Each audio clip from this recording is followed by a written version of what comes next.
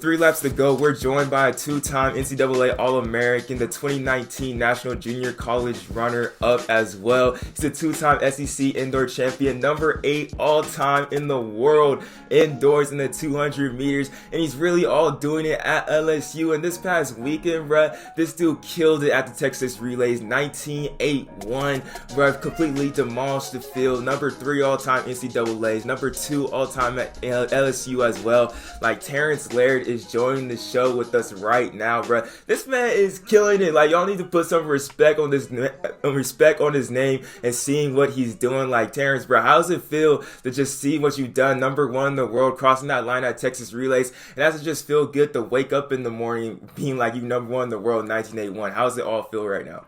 I would say it feels good. I mean, personally, it wasn't my best race. I'll just be honest with you. I felt like there's a lot I can clean up. There's a lot I can work on. And it was obviously my first outdoor 200 in 2 years. So kind of coming from, indoor, then pandemic, so there's no outdoor, then back to indoor. So kind of running indoor back-to-back 2 straight years. And then, have to come out to outdoors, just kind of just see where I was at. I just wanted to try to build momentum and see where I was at outdoors. So obviously running 19 is special, no matter if it's win league or win aided. But I think just I knew I was going to run 19. I just knew it. I just knew based on the training, just based on everything leading up to that moment. I just knew as long as the win was legal, I was going to run 19. So what's your focus now going into these next races as you come in to run the 2 later on in the track season? What are you really focusing on to get to that perfect race that you want? I think for me, it's just kind of breaking the race down into 3 different phases, kind of push. So like kind of the first 50. So I say like the first 50, then from like 50 to like 110, and then from like 110 to 200. Okay. So I feel like breaking down each race and executing. It's kind of like the triple jump. You have your 3 phases. Breaking down those 3 phases and perfecting those 3 phases. I think once I do that, I'm not sure of time. I don't really want to put time on it, but I think if I just clean up everything and just really execute it, I think big things will happen. Most definitely. I can see them coming, bro. Like, even though you were saying, like, that wasn't your best race, it looked like some of your best racing to me, bro. And I definitely do see, like, you can do more. Like, that last 100, you were moving. But also what I really liked about your race, that you had a lot of swag with it, too. Like, I'm not even going to cap with you. Like, the way that you ran with the upside down bib, like, I don't know, that was innovative to me. You had the hooks down, like, a little bit. What went into that idea? Then also, can you shout out your guys' videographer real quick for LSU? Because I feel like this dude be in the right place, right time, like all the time, and really be putting you guys on with like the best footage in all the NCAA, to be honest. Yeah, at Sheldon, he's the man. I mean, but the crazy thing is Sheldon, he goes above and beyond. Like he puts himself, he's good. Like he just has that vision. Okay, he's running this race, or like he's doing this. I'm gonna put myself in the best position to capture that moment. I think he does that the best out of anybody I've seen. And at LSU and probably in the country. So he's a man. Like I knew when I came off the curb, I was looking straight ahead and I saw him. So I knew to just kind of just go where he was at, and it was going to be a lot. But the horns down, I have no disrespect to Texas, but our trainer, she was from Texas A&M, and she told me, "Can you do 2 things for me?" She said, "Can you win the race? And can you win the race and obviously go out here and make up for the 4x1?" And I, took upon myself, because she's from Texas A&M, obviously, to put my bib upside down for that. So to show that I appreciated her for everything she had done. For so far, I've gotten healthy, like treatment, everything she's done for me. So it was kind of more of a token appreciation to her more than disrespect to Texas. Because I have no disrespect to Texas. I mean, UT's a great track, great school. So I have no disrespect to them. It was more for her than for anything else. Yeah, I love to see it. I love to hear it, bro. You guys are definitely doing great things, but more about like this 200 as well. You're really able to separate that last 100, but it seems like the competition is going to keep on getting stiffer and stiffer as the season goes on, as you already know. And the first stop to that is going to be once you get the SECs, now into NCAAs first, when you have to go up against, again, Matthew Boling and Joseph Fahnbulleh from Florida as well. Just how exciting is it to have like that rivalry in your own conference? Because really, like this year, the SEC really has all the stars in the sprints and the jumps on the men and women's side who are going to be like competing for the Bowerman Award, NCAA championships, and breaking records constantly. Yeah, I think the biggest thing for me is not to get too tied up in SECs, right? Because SECs, I mean, you can run fast SECs, but if you can't replicate that at regionals to make nationals or replicate that to go to trials and make the team, I mean, Yeah. nobody's gonna remember like personally, nobody's gonna remember this 19.8. If I don't run any faster than this, they're gonna be all Yeah. right. That was his peak. Or if I run faster than this, nobody's gonna remember that. So I feel like for me, it's just kind of looking more at the bigger picture. Whatever happens to SECs, win, lose, or draw. Just kind of move on, and because there's three meets after that. You have regionals, nationals, then trials. Then trials will dictate what you do in the summer. If you make the Olympic Games, then you have another big fish to fry. So I feel like for me, it's just kind of taking it one day at a time, and it's kind of just executing my race. If I execute my race, I feel like I can win. I feel like in indoor, I didn't execute my race, and I still almost won. So I feel like once I able to replicate my race, perfect my race, and just be able to run more smooth and more relaxed, I think that sky's the limit.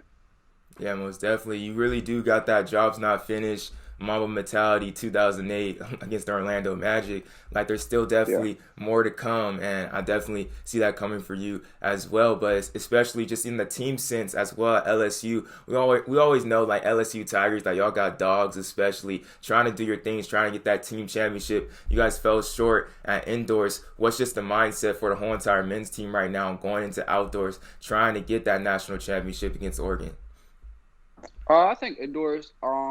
To me, it was frustrating, just because no disrespect to Oregon, I'll never disrespect Oregon, but just how cross country shaped out. Obviously, it would have been a little bit more competitive for them in the distance with Mm-hmm. NAU, BYU, and other distance schools. So obviously, that would give us a better competitive edge for us. Yeah. But I think we did our job. I mean, I feel like I'm the only one on my team that didn't do my job. I didn't go out there. I was supposed to win.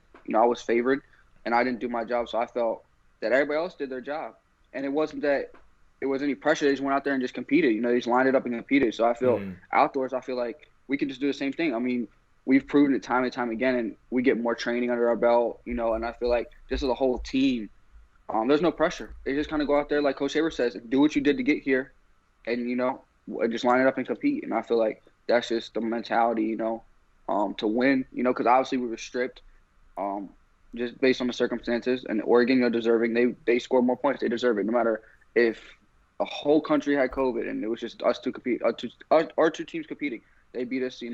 So I Yeah. feel just kind of going into Oregon, at their home track.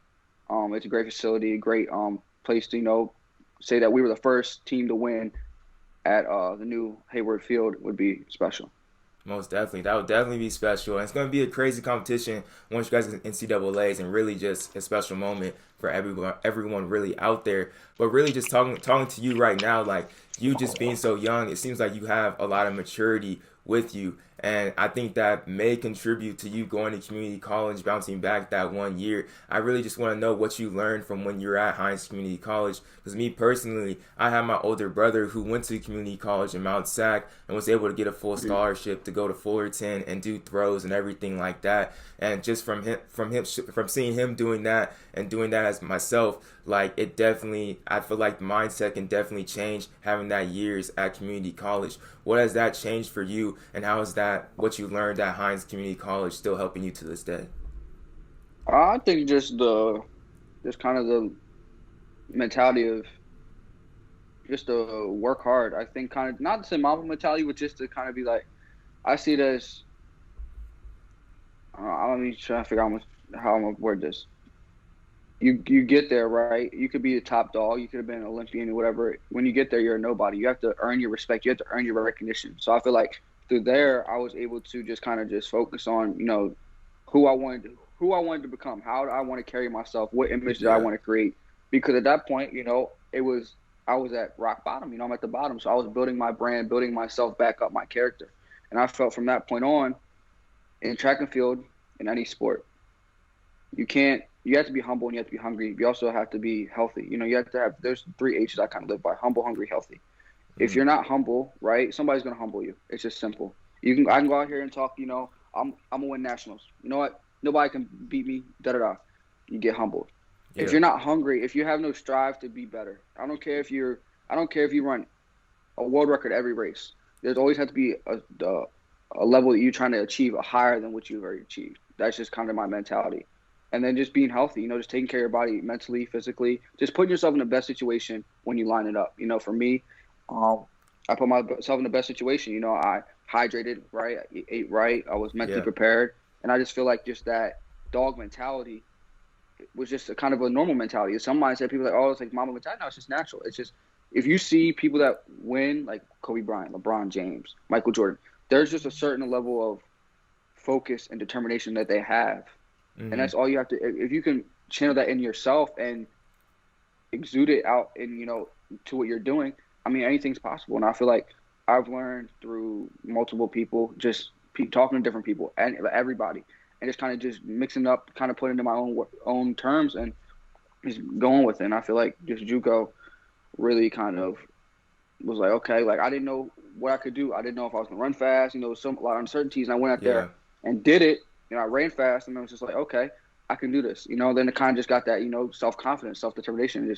And the ball started rolling. And then once I got to LSU, I mean, it is what using the stories, you can see how it's going. And I feel like, bro. Personally, I don't feel like I've accomplished anything. I mean, at the end of the day, I haven't won a national title. Don't have any. I mean, records are meant to be broken, but titles are more important. I haven't won. SEC title is very. I would say it's very prestigious, but I still feel like NCAA title is just it's different, and I haven't won one yet. So at the end of the day, I'm not finished. Most definitely, bro. Humble, hungry, and healthy. You some of you young cats out there need to write that on your mirror, like put that in your journal or something right there, because I think this man was really preaching to y'all to really get to that next level. So thank you for that and sharing those two thoughts. But also as well, bro, you're number one in the world right now, and you're doing great things. Like the possibility of you going to the Tokyo 2020 Olympics is really there, and it's in front of you. Just like, what would that mean to you to be able to first just like get to the Olympic trials this year, and then to just have that opportunity to compete for USA and really just show off your talents on the grandest stage of them all? I think it'd be really special, just because I would say look back almost 6 years ago when I first started running track. I was like, one day I'm gonna be there. Just kind of like one of those the childhood dreams. Everybody says I want to be a football player, basketball player, and at that point it definitely was not a reality. Obviously, I wasn't fast enough. Obviously, but I think just kind of how my natural ability mixed with the certain coaching and certain programs I've been in have really helped me get to this level. And I feel like now it's just like I'm in the home stretch, right? I was almost there. So I think, the next 4 or 5 months. Yeah, 4 or 5 months. It's really going to dictate what happens come, the trials would, So, no, next 2 months, my bad. And then 4 or 5 into the Olympics. I think really these next 2 months will really dictate how well I'll be able to do the trials. Me personally, I think my best race will be in the summer. That's just me personally, just based on my program, based on past. I mean, we've had Richard Thompson. He got second in 2008 in the 100 in the Olympics. He ran indoor. Won the 60, 651, won the 100, ran all indoor, all outdoor, and came in, got second to Usain Bolt in 2008. Obviously, Usain Bolt ran like a madman at the Olympics. So, in any other normal year without Usain Bolt, he'd have been Olympic champion. And then Xavier Carter, that has number 1 all-time LSU. In 2006, he won the 1-4 double at Nationals and came out in the summer, still ran 1963, which is his personal best. So, I think just trusting my coach's process. So, I feel like if I can just kind of brick by brick, use these meets as kind of like, you're building your house and get to trials. I think, once we line up and compete, I feel like I feel very confident in myself when we get there. And I feel confident in this man too. I feel confident in you. Everybody out there too, all you sprinters, man, don't sleep on this man. Don't sleep on him, man. This dude is definitely coming forward, bro. Terrance Laird, thank you for joining the show, bro. All power to you. And we definitely gonna be watching here at the Running Report and really just supporting you all the way through and through, bro. So really do just appreciate you coming on, sharing your time with us, and good luck with everything this season, bro. We're gonna be watching. I appreciate the invitation and appreciate the support, and hopefully it's gonna be a good season. I just gotta stay healthy, just take it one day at a time and just lock in. Yeah, most definitely, bro. Thanks for your time. No problem.